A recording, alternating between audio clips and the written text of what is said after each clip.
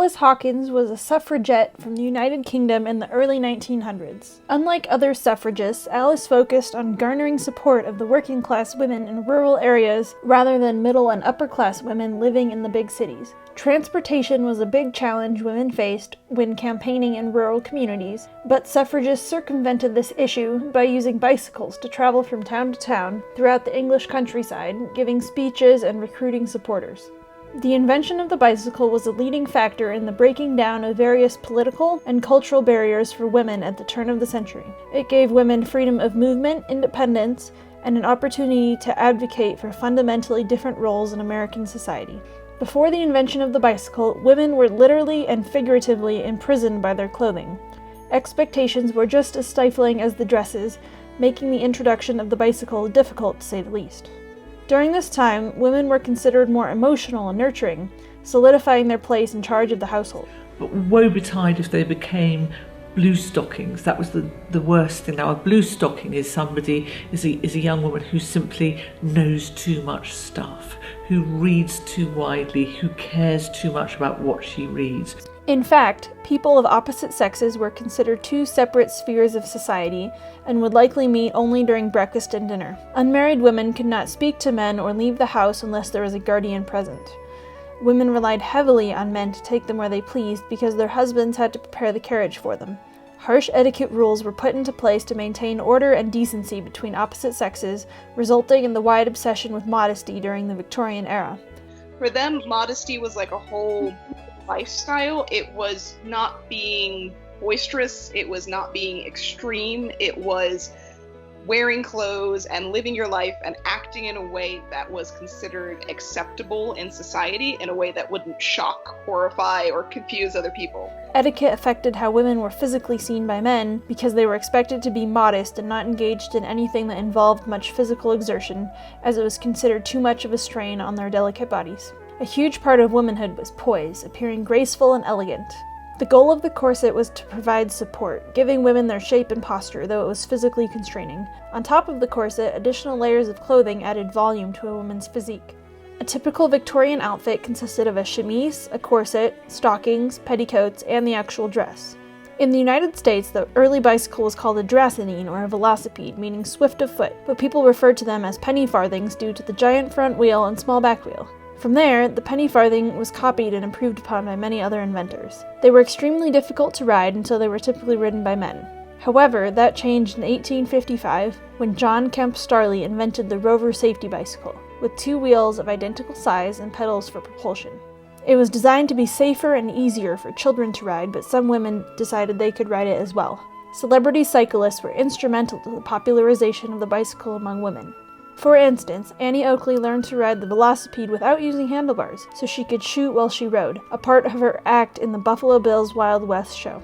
Another female celebrity cyclist was Frances Benjamin Johnston, a photographer who often wore a man's suit and fake mustache to photograph with the velocipede, causing much scandal. Englishman Dennis Johnson made a version for women called a hobby horse, by lowering the horizontal bar connecting the wheels to make room for skirts. The term bicycle was not coined until the 1860s in France, and Munsey's magazine called it a steed upon which they rode into a new world.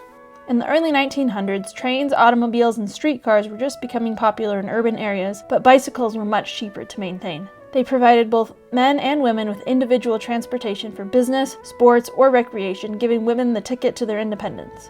It allowed young, unmarried women to escape their parents' watchful gazes, often cycling alone with a man, a pastime that was previously unheard of. More conservative women saw bicycles as dangerous to the virtues of young women, saying that they presented evil associations and opportunities. Because of this, women out cycling alone were generally thought to be prostitutes. Nevertheless, cycling not only gave women freedom, but it promoted exercise in a manner previously unknown to them. Cycling in long dresses was hazardous for women because their many layers often got caught in the wheels. A woman recounted her cycling experience in the Sporting Life journal. There was an awful tug at my dress and a cracking sound. Before I knew what was the matter, I found myself lying on the road. My dress was so tightly wound round the crank that I would not get up until I had got it free. Dresses prior to this time were made based on beauty and modesty rather than comfort and practicality. Although the corset provided support for women, it also made breathing difficult and damaged or displaced organs. New problems required new solutions. Women's fashion had to change. Women began to alter their dresses to make it easier to ride bicycles. An alternative to the skirt, the bloomers were composed of a lighter, shortened dress and baggy pantaloons or Turkish trousers. The bloomers were popularized by fashion icon Amelia Bloomer. Another alternative was the divided skirt, which looked like the skirts of the day but had a separate compartment for each leg. Around these fashion changes, many women's fashion organizations rose up, advocating for women's rights to express themselves through clothing. For instance, the National Dress Reform Association, founded in the 1850s, fought for women to have the right to decide what to wear without the burden of societal expectations.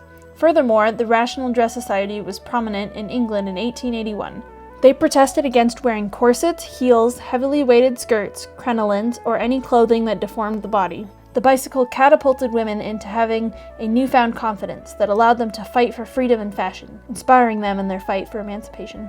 Some people supported the changes brought about by the bicycle. The Pope Manufacturing Company, the maker of the Columbia bicycle, used images of women in bloomers in their advertising. This brought back fears that women in pants would supplant men. One man quoted in the New York Times, "They design to evict us. They will enter perforce the walks of fame and honor and wealth we now occupy, to compete with us and strip us of our present monopoly." It is due to such fears that men sought to further inhibit women's progress, even linking cycling to various illnesses. For instance, they cited a malady called bicycle face that included wide open eyes, stress lines around the mouth, and a jutting jaw, saying it caused women to become flushed, pale, and have dark shadows under their eyes. Likewise, some doctors said it caused scoliosis from hunching over. In actuality, what caused the spinal curvature was poor posture while working in factories, in addition to the fact that the corset prevented the development of abdominal muscles vital for proper posture. Some doctors even went so far as to say that physical exertion, like that caused by the bicycle, jeopardized women's fertility. Thus, inventors created special bikes designed not to overstimulate the pelvis by changing the shape of the seat. Due to the scandalousness of the new women's clothing, some places forbid women from riding in public. The British Columbia Police decided bloomers were not suitable for streetwear and threatened women with a court summons for creating a disturbance on the public street. Men vocalized their dissent of women on bicycles in newspapers, utilizing political cartoons and social commentaries. According to the Sunday Herald, "I think the most vicious thing I ever saw in all of my life is a woman on a bicycle, and Washington is full of them. I had thought that cigarette smoking was the worst thing a woman could do, but I have changed my mind." Because of the influence the bicycle had on women's fashion, it came to symbolize individuality and the new woman. The new woman was characterized by a college education, participation in sports, pursuit of a career, and a marriage based on equality. It overturned all the societal expectations that women remain at home and let their husbands support them. So women were sort of playing with gender norms and kind of going outside of it, and that was the same point you start seeing the push for women's right to vote. Women can, go off to school and become doctors or things like that. So it was just part of this. They're destroying society by trying to be something they're not. The National American Women's Suffrage Association rose up in 1890 with the goal of gaining women the right to vote. The leaders of this association, Susan B. Anthony and Elizabeth Cady Stanton, were quoted in newspapers at the turn of the century saying, "Let me tell you what I think of bicycling. I think it has done more to emancipate women than anything else in the world. It gives women a feeling of freedom and self-reliance. I stand and rejoice every time I see a woman ride by on a wheel, the picture of free, untrammeled womanhood." All these efforts culminated when President Woodrow Wilson passed the 19th Amendment in 1920, granting women the right to vote. The commonality of the modern-day bicycle means that the majority of today's generation undermines the influence it still holds over the women's rights movement. In conservative countries such as those in Southeastern Asia and the Middle East, the bike continues to ignite the feminist movement.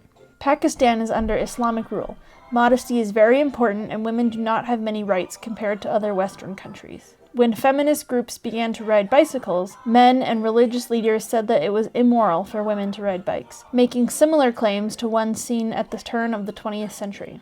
Many young women and girls do not have access to an education, and because of the mobilization that the bike offers, they are able to ride to school in search of a better future. A girls' cafe in Karachi, Pakistan, one of Pakistan's major cities, is encouraging girls and their mothers to ride bikes around the city, giving confidence to young girls to push back against harsh conservative beliefs. The bicycle broke barriers of women's fashion and roles in society in the late 1800s and continues to do so today. On the seat of a bicycle built